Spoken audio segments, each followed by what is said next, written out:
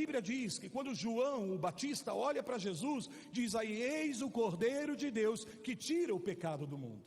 Então, quando Jesus morreu naquela cruz, ele venceu o pecado, ele venceu o diabo, ele venceu o inferno e ele venceu a morte. Então, a vitória de Cristo na cruz nos dá a abertura para experimentarmos a realidade do novo nascimento. Então, antes de Jesus morrer na cruz, o Espírito Santo não havia sido dado, nem mesmo para os seus discípulos. Amém? Não que o Espírito Santo não agisse na vida dos discípulos, agia, porque os discípulos expulsaram demônios nos dias de Jesus. Os discípulos curaram os enfermos. Lembra que Jesus enviou os discípulos no nome dele para curar enfermos, expulsar demônios? E isso não depois da sua morte e ressurreição, ainda quando Jesus estava no seu ministério terreno. Mas o Espírito Santo não estava nos discípulos, o Espírito Santo estava em Jesus. Mas o Espírito Santo, por causa de Jesus, usava a vida dos discípulos, porque ninguém pode curar, ninguém pode expulsar um demônio se não for pelo poder do Espírito Santo de Deus. Então Jesus dá autoridade no nome dele, amém? Então esta autoridade é uma permissão para que eles possam fazer uso do nome de Jesus e serem respaldados pelo dedo de Deus, que é a obra do Espírito Santo na vida desses discípulos, para que eles possam cumprir a obra. Quando Pedro recebeu a revelação do Pai, ouviu a voz do Pai e disse: olha, Jesus, tu és o Cristo, Filho do Deus vivo. Lembra que Jesus falou? Não foi carne e sangue que te revelou, mas o meu Pai que está nos céus. Ou seja, o Espírito Santo agiu na vida de Pedro naquele momento, dando-lhe a revelação a respeito de quem de verdade era Jesus. Estão acompanhando? Quer dizer, o Espírito Santo já agia na vida dos discípulos por meio de Cristo, como o Espírito Santo agiu nos dias do Antigo Testamento, na vida de muitos homens e mulheres, amém, de Deus, como Davi, como Moisés, como Abraão, como Esther, como Débora e tantos outros personagens do Antigo Testamento foram usados pelo Espírito Santo. Porém, eles não tinham a habitação permanente do Espírito Santo. E até então, até que Jesus morra na cruz e ele seja recebido na glória, o Espírito Santo não havia sido dado para habitar na vida das pessoas. Por isso que Jesus fala em João capítulo 7, aquele que crer em mim, do seu interior fluirão rios de água viva. E isso ele dizia a respeito do Espírito Santo, que os seus discípulos iriam receber, amém? Porque o Espírito Santo até então não havia sido dado, porque a condição para que o Espírito fosse dado pelo Pai, era que Jesus fosse glorificado. Então o que Jesus faz? Ele está liberando o poder para os discípulos do Espírito Santo, através da vida dele, por meio da delegação. Estão me acompanhando? Por isso que ele diz: no meu nome vocês vão curar os enfermos. E ele então enviou de 2 em 2. Primeiro ele envia os seus apóstolos, depois ele envia 70 dos seus discípulos, e todos que estavam ali fazendo a obra de Deus, só fizeram a obra de Deus porque estavam sendo capacitados pelo Espírito Santo, porque é impossível nós fazermos uma obra para Deus, se não for pelo próprio poder do Espírito Santo de Deus nas nossas vidas. Aí Jesus morre na cruz, amém? Então quando Jesus morre na cruz e no terceiro dia ele ressuscita, a Bíblia diz que ele passa 40 dias com seus discípulos.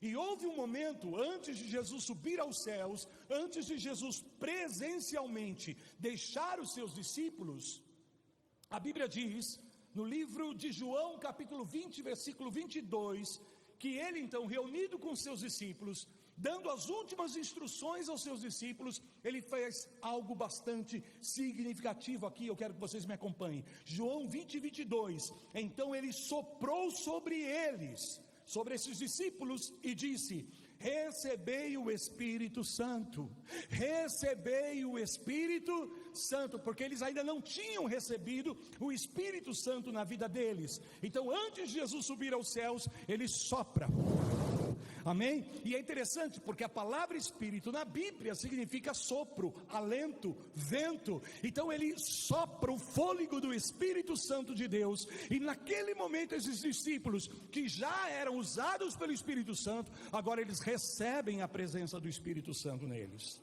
Então observe que o Espírito Santo já agia na vida desses discípulos, mas de uma forma, mas a partir desse momento agora, eles recebem a presença do Espírito Santo na vida deles, através desse sopro, porque o Espírito Santo estava em Jesus, amém? Então quando ele sopra, ele libera o Espírito de Deus sobre a vida desses discípulos, e o Espírito Santo é Deus, e se o Espírito Santo é Deus, ele é onipresente, ou seja, ele pode estar presente em todos os lugares, amém? O Espírito Santo não se reparte, o Espírito Santo não se distribui, não se pega um pedacinho do Espírito Santo e põe ali, outro pedacinho e põe aqui, porque ele é pleno, ele é completo, amém? Ninguém pode dividir Deus, ninguém pode dividir a pessoa de Jesus, ninguém pode dividir a pessoa do Espírito Santo. Então as pessoas não recebem uma medida do Espírito, uma porção do Espírito, elas recebem a presença do próprio Espírito Santo de Deus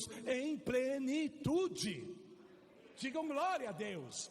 Então o Pai não dá uma medida do Espírito, ele dá o Espírito por completo, e o Espírito Santo vem agora sobre a vida desses discípulos. Mas Jesus ainda fala uma outra coisa para eles, diz assim: olha, vocês esperem em Jerusalém, até que do alto vocês sejam revestidos do poder de Deus, porque descerá sobre vocês o Espírito Santo. Lembra disso? E em Atos 2 é exatamente isso que acontece.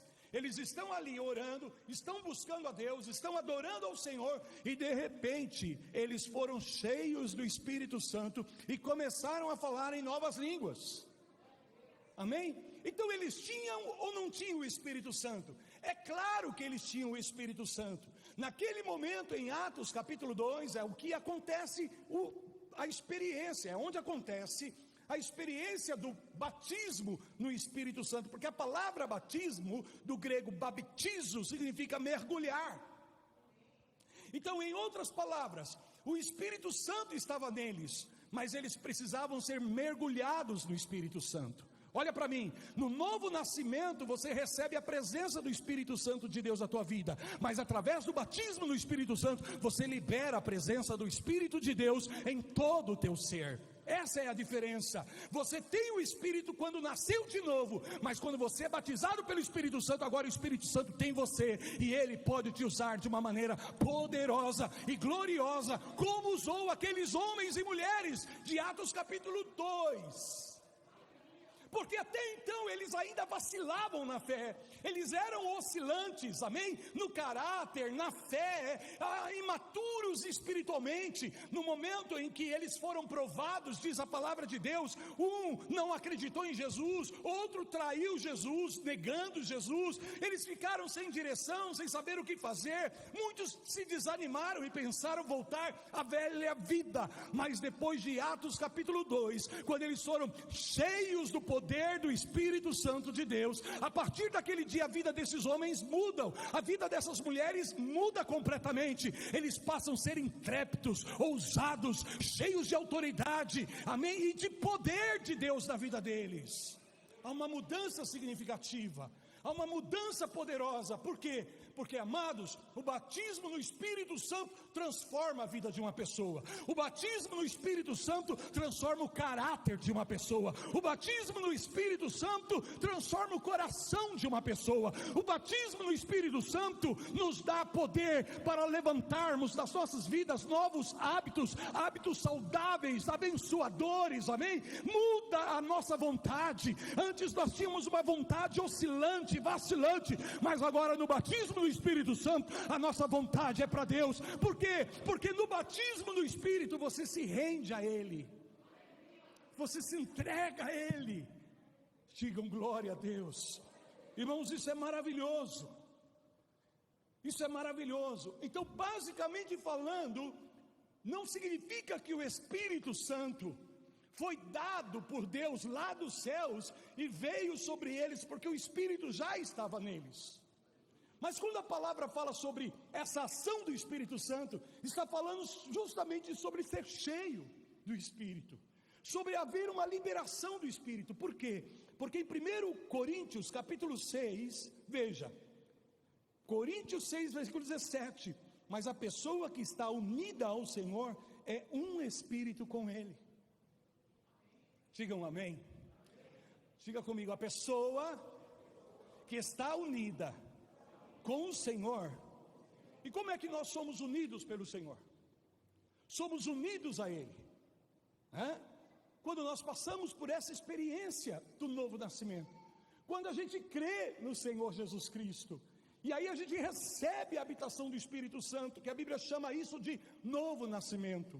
Você, quando nasceu, humanamente falando, você nasceu da carne e do sangue, produto da obra da carne e do sangue. Mas agora, espiritualmente falando, você nasceu de novo, porque agora você nasceu da água e do Espírito, da água do Espírito. Então, primeiro, sangue líquido e carne, amém? Agora, no segundo nascimento, no novo nascimento, o líquido aí já é o sangue de Jesus, o sangue do Cordeiro de Deus, é a palavra do Senhor se manifesta nas nossas vidas, porque Cristo é a própria palavra de Deus, e o Espírito Santo sempre vai agir pela palavra que é Jesus, o Verbo encarnado, gerando em nós a salvação, a vida eterna. Por isso que Paulo está dizendo agora que nós somos um só no Espírito, no nosso Espírito nós somos um só com Deus. Então veja, no teu Espírito, você que nasceu de novo, se você é nascido de novo, no teu espírito você tem a plenitude do Espírito Santo. Você não tem um pedacinho do Espírito Santo. Você não tem uma medida do Espírito Santo e agora você precisa receber novas medidas maiores do Espírito na tua vida. Não, Deus já lhe deu o Espírito Santo em toda a sua plenitude. O teu espírito está pleno, está completo. O teu espírito está aperfeiçoado, conectado com Deus em uma conexão perfeita. Você, no teu espírito, é um só com o Espírito de Deus. Aleluia.